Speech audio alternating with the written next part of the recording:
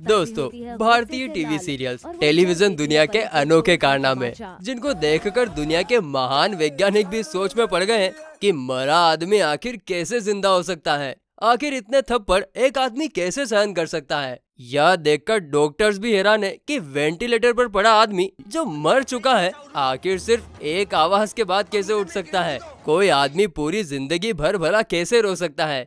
क्या भगवान ने उसे सिर्फ रोने के लिए पैदा किया है? आखिरकार नागिन कैसे एक इंसान बन जाती है? यहाँ हर कोई एक दूसरे को बर्बाद करने की कसम खाता है, पर यह बर्बादी देखने के लिए हमें सालों इंतजार करना पड़ता है। इसीलिए भारतीय सीरियल्स के इन कारनामों को देखकर यमराज भी यही कह रहे होंगे, ये सब क्या देखना पड़ रहा है? अच्छा है मैं अंधा हूँ। कुछ भी। दोस्तों, आज के इस एपिसोड में हम भारत के ऐसे टीवी सीरियल्स के बारे में बताएंगे जो ना सिर्फ लोगों का ब्रेन वॉश कर रहे हैं, बल्कि अपने इन झूठे कारनामों की वजह से दुनिया की सबसे बेहतरीन टीआरपी भी पा रहे हैं। इसीलिए इस वीडियो को अंत तक जरूर देखना। और यदि आप हमारे चैनल पर नए आए हैं तो किस बात का इंतजार है? चैनल को सब्सक्राइब करके घंटी के बटन को दबा दें, ताकि हमारे द्वारा अपलोड होने वाली सभी नॉलेजेबल वीडियोस आप आसानी से देख सकें। नंबर 1। अरे भाई, यहाँ ये क्या हो रहा है?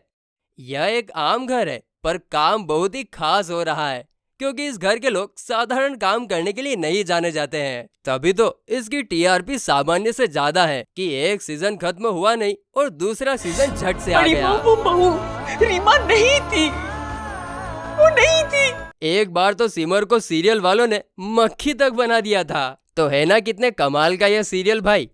पर रुको, इनके कारनामे भी खत्म नहीं हो रहे। खुद ही पर्दा गले पर लगा रही है, पर घर वाले तो ऐसे देख रहे हैं कि जैसे माता जी ने ही उन्हें फंदा लगाया है।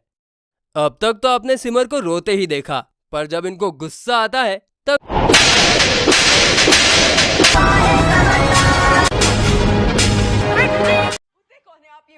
भाई यहाँ पर तो लॉजिक को ही पकौड़ी बनाकर खा गए। इस सीन को देखने के बाद तो सभी डॉक्टर्स यही कह रहे हैं, औकात में रहो। क्योंकि जब 5 साल मेडिकल की पढ़ाई करने वाले और 30 साल से मरीजों का इलाज करने वाले डॉक्टर्स भी उनके पति को ठीक नहीं कर पाए, तो सिमर अपने पति को मौत के मुंह से बाहर निकाल कर ले आई। काश सिमर जैसी बहू सबको मिले।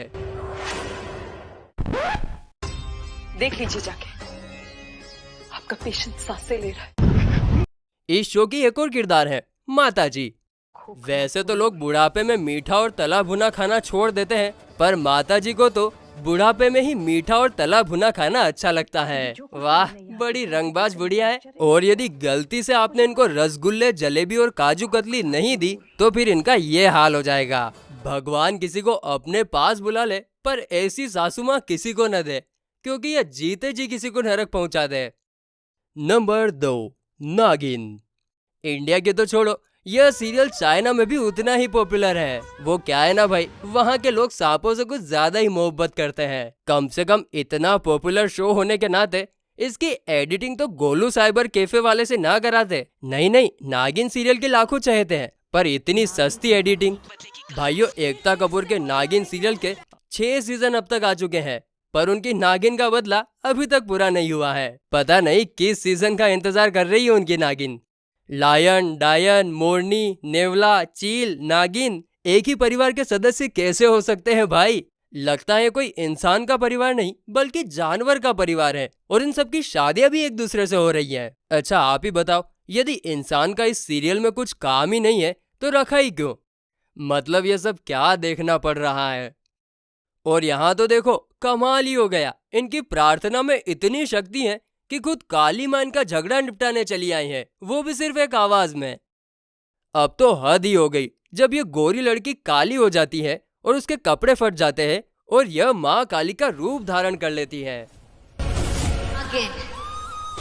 नागिन हूँ मैं, नागिनों की नागिन, शेष नागिन।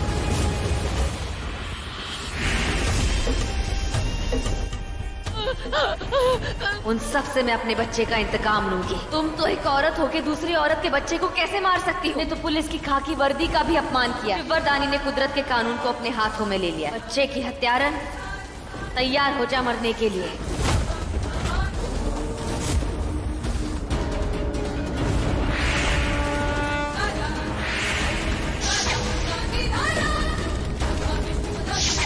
नंबर 3, पहरेदार पिया की।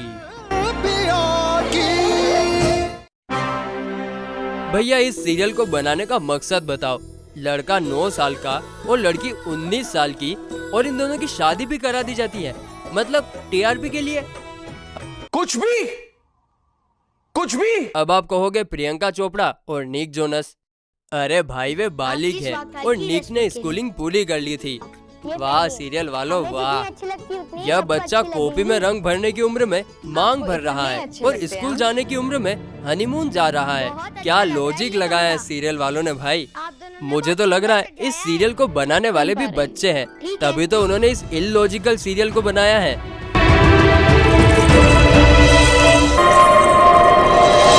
यहाँ तक तो सब ठीक है, पर अब देखो इनका हनीमून भी करवा रहे हैं। यह लड़का बीवी भी सही ढंग से बोल नहीं पाता है और बीवी बोलने की जगह कभी कभी दीदी कह देता है। पर सीरियल वालों को लॉजिक से क्या लेना देना, उनको तो बस लोगों को एंटरटेन करना है। वह तो भला हो कि यह सीरियल बंद कर दिया गया, वरना और न जाने क्या क्या देखने को मिलता। आपको इतने अच्छे लगते हैं हम। नंबर 4, इस सीरियल को 13 साल हो चुके हैं, जिसमें अक्षरा के नायरा और नक्श हो गए, नायरा और कार्तिक एक दूसरे के हो गए, और 1-2 साल में अक्षरा भी दादी बन जाएगी और मैं भी बूढ़ा हो जाऊंगा, मेरे भी पोता और पोती हो जाएंगे। पर सीरियल वालों को तब भी यह नहीं समझ में आएगा। नायरा को तो यहाँ पर सिर्फ ड्रामे के लिए रखा गया है, जो कि कई बार मर जाती हैं, फिर जिंदा हो जाती हैं, और इसके साथ ही पुनर्जन्म वाला कॉन्सेप्ट भी जिंदा रखा है। एक बार इसका सचमुच का एक्सीडेंट करा दिया जाता है, ये मर भी जाती है और इनका अंतिम संस्कार भी करा दिया जाता है। पर सीरियल वालों के पास एक और आइडिया था, समझ गए ना, हम शक लगा। नंबर 5, अरे भाई बर्थडे तो हर साल आता है, पर शादी कौन हर साल करता है? ये जनाब करते हैं। इनके नाम है अभि और प्रज्ञा। जी हाँ, कुमकुम भाग्य सीरियल में अभि और प्रज्ञा की शादी हर साल होती है, कभी एक दूसरे से कभी दूसरे से, क्योंकि ये शादी करते हैं, बिछड़ते हैं और फिर शादी करते हैं और फिर बिछड़ते हैं। पर शादी चाहे जिससे हो, हमारी मम्मियों को जोड़ी अभि और प्रज्ञा की ही अच्छी लगती है। और इन प्रज्ञा मैडम के लिए तो किडनैपर जैसे तैयार ही बैठे रहते हैं। पर प्रज्ञा मैडम भी हार मानने वालों में से नहीं है, क्योंकि हर बार यह सुपर वुमन बनकर किडनैपर को पीट पीट कर बाहर आ जाती है। और यह देखिए यहाँ क्या हो रहा है। अभि और प्रज्ञा की बेटियां रिया और इनके बच्चे स्कूल में अपनी माँ बाप का नाम क्या लिखते होंगे? लॉजिक की तो ऐसी की तैसी कर दी यहाँ पर। अरे रुकिए रुकिए, अगर इस ड्रामा क्वीन को नहीं देखा तो यह सीरियल अधूरा है। यह कोई घर की सदस्य नहीं, बल्कि अभिषेक की बहन आलिया की फ्रेंड है, पर यह पूरे समय इसी घर में रहती है। ऐसा लगता है कि इनका तो कोई अपना घर है ही नहीं। पर इन ड्रामों और क्लेशों की वजह से ही यह सीरियल लोगों का चहेता बना हुआ है। नंबर 6, नजर सोमवार से शुक्रवार रात 11:25। सीरियल में सब कुछ है भाई।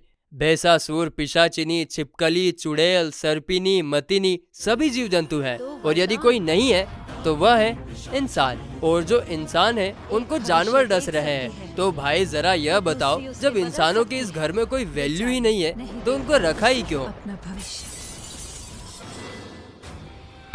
पर अब ये दोनों होंगी हमारी मुट्ठी में। बिल्कुल सही पिशाचनी। शाचनी, बी साइलेंट, बाकी सब वायलेंट। तब डायन और सर्पनी के बीच में भयंकर दुश्मनी है, और उनके बीच में आज एक घमासान युद्ध होगा। डायन सर्पनी को ढूंढते फिर रही है और अब ट्रक में चढ़ी।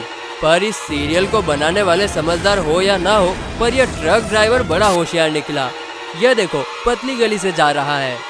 ट्रक छोड़कर जा रहा हूँ, आराम से लड़ लेना, जब लड़ाई खत्म हो जाए तो फोन करके बुला लेना, यहीं पास में गुड्डू की गुमटी में बैठा हूँ।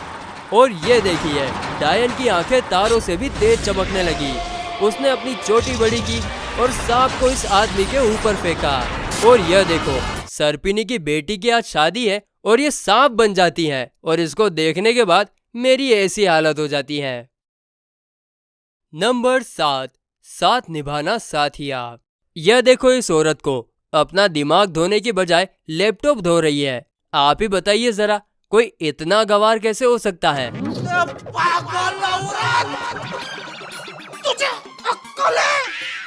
इस बहू को तो जो कोई आता है बजा के चला जाता है।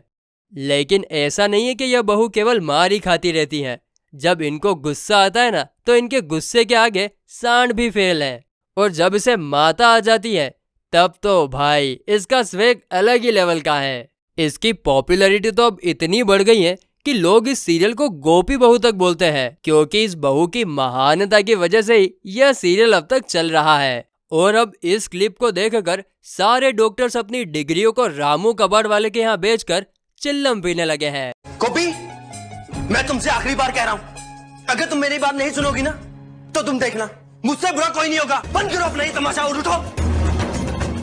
अब मुझे मेरी ग्रीन टी दो, अभी के अभी।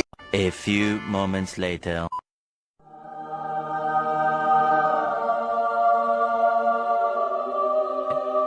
पर यही कहा सुनी उठा पटक वाले ड्रामाओं की वजह से यह सीरियल हमारे घरों में इतना फेवरेट बन चुका है। दोस्तों, ये वीडियो देखने के बाद पब्लिक अब यही बोल रही है, वाह क्या सीन है, वाह क्या सीन है। वैसे रिसर्च करने के बाद अब इंडियन टीवी सीरियल्स बनाने का फॉर्मूला तो पता लग गया है, जिसमें से बैकग्राउंड म्यूजिक आपको लगातार बजाते रहना है जैसे यह, जिससे लोगों को यह लगे कि अगले ही पल कुछ बड़ा होने वाला है। और गोलू साइबर कैफे वाले की एडिटिंग। दोस्तों, यदि आप भी अपने मम्मी के किसी सीरियल की वजह से टीवी पे क्रिकेट नहीं देख पाते, तो आप अपना दर्द कमेंट बॉक्स में जरूर साझा करें। आपको यह वीडियो कैसा लगा यह भी कमेंट करके जरूर बताएं। और ऐसे ही अमेजिंग वीडियो के लिए हमारे चैनल को सब्सक्राइब और वीडियो को लाइक कर इसको ज्यादा से ज्यादा लोगों तक शेयर करें। इस वीडियो में बस इतना ही, फिर मिलते हैं, तब तक के लिए जय हिंद।